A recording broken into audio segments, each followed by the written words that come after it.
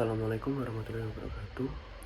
Di sini saya Muhammad Iqbal Aprilianto dari kelas Informatika B semester 8 dengan NIM 210204 1027 akan melakukan perekaman video untuk memenuhi tugas pengganti pertemuan pada tanggal 15 Maret 2025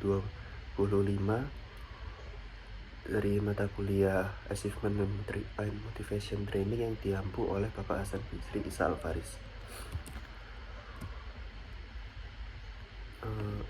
Yang pertama yaitu teori kepuasan. Pengertian dari teori kepuasan atau konten teori adalah teori motivasi yang menjelaskan faktor-faktor internal yang mendorong seseorang untuk berperilaku atau bekerja. Teori ini menekankan bahwa motivasi muncul dari dalam diri seseorang berdasarkan kebutuhan dasar yang ingin dipenuhi. Ketika kebutuhan tersebut terpenuhi, maka akan tercipta kepuasan yang menjadi pendorong motivasi kerja.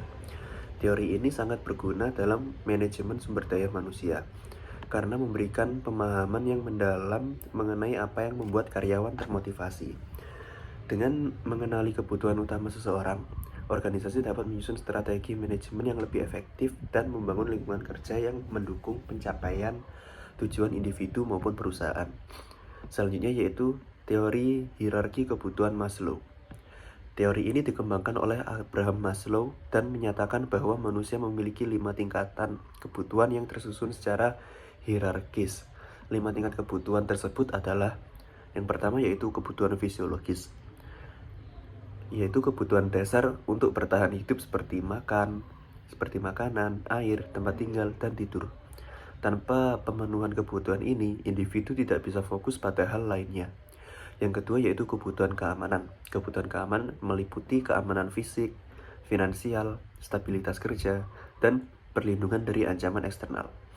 Selanjutnya yaitu kebutuhan sosial, meliputi kebutuhan akan kasih sayang, hubungan interpersonal, rasa memiliki dan diterima oleh kelompok.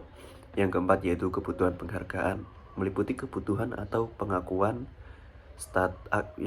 kebutuhan akan pengakuan, status, harga diri, dan prestasi. Yang kelima yaitu kebutuhan aktualisasi diri, yaitu kebutuhan untuk mengembangkan potensi maksimal, berkreasi, dan mewujudkan cita-cita diri. Contoh penerapan dari teori hierarki kebutuhan Maslow yaitu dalam sebuah perusahaan teknologi, seorang karyawan baru awalnya berfokus pada kebutuhan fisiologis dan keamanan dengan mendapatkan gaji tetap dan kontrak kerja. Setelah itu, ia mulai menjalin relasi dengan rekan kerja, lalu berusaha meningkatkan performa kerja untuk mendapatkan promosi, dan akhirnya mencoba membangun proyek inovatif pribadi dalam perusahaan. Hierarki ini menunjukkan bahwa motivasi individu bisa berkembang seiring terpenuhinya kebutuhan sebelumnya. Teori selanjutnya yaitu teori X dan Y. Douglas McGregor menyatakan bahwa terdapat 2 cara pandang manajemen terhadap karyawan, yaitu teori X, menganggap bahwa karyawan secara alami malas, tidak suka bekerja, menghindari tanggung jawab, dan perlu diawasi secara ketat. Manajemen yang menggunakan pendekatan ini cenderung otoriter dan kontrol tinggi.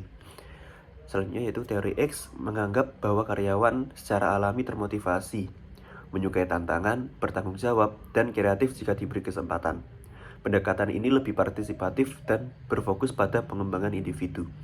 Contohnya, dalam sebuah restoran, manajer dengan pandangan teori X akan mengawasi pelayanan dengan ketat dan memberi hukuman jika melakukan kesalahan. Sebaliknya, manajer dengan teori Y akan memberi pelatihan dan mempercayakan pelayan untuk mengatur cara terbaik dalam melayani pelanggan. Perbedaan pendekatan ini sangat menentukan iklim kerja dan tingkat loyalitas karyawan. Teori selanjutnya yaitu teori ERG. Teori ERG menyederhanakan teori Maslow menjadi 3 kategori kebutuhan.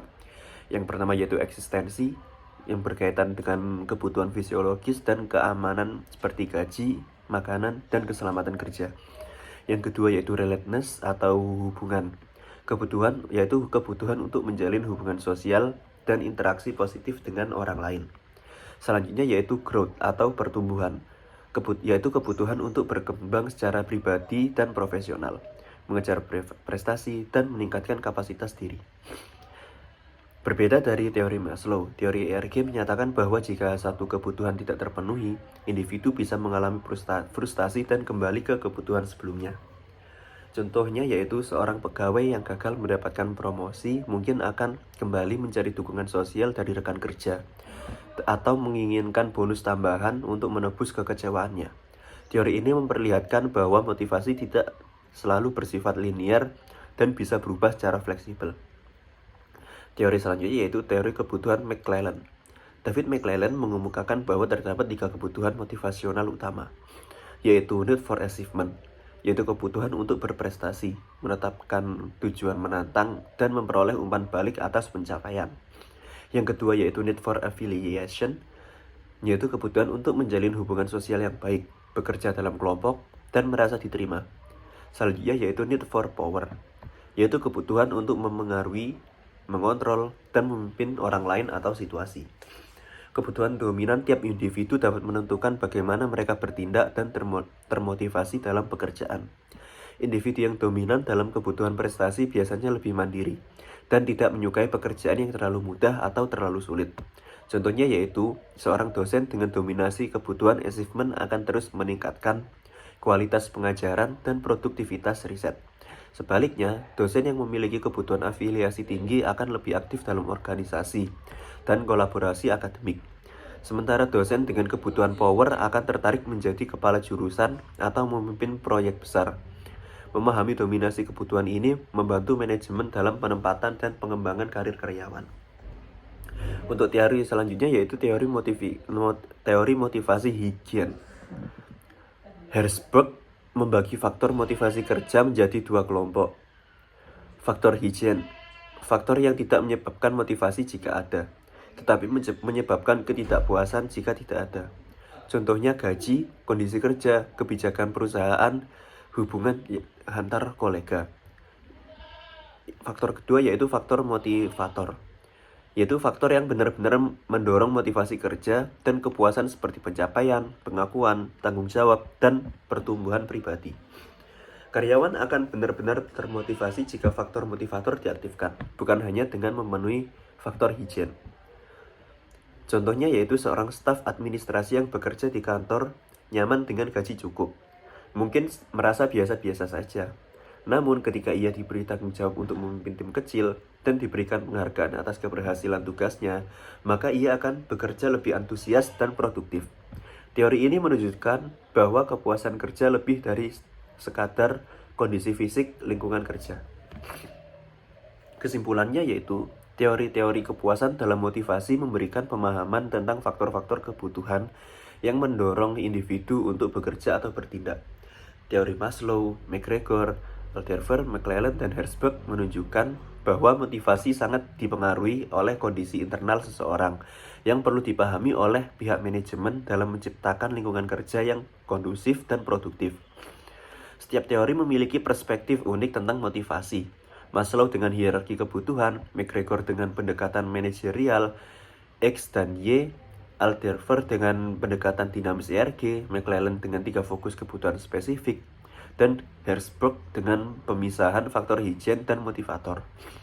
Dengan memahami kebutuhan yang berbeda pada setiap individu, manajer dapat merancang pendekatan yang tepat untuk meningkatkan semangat kerja, loyalitas, dan kinerja karyawan.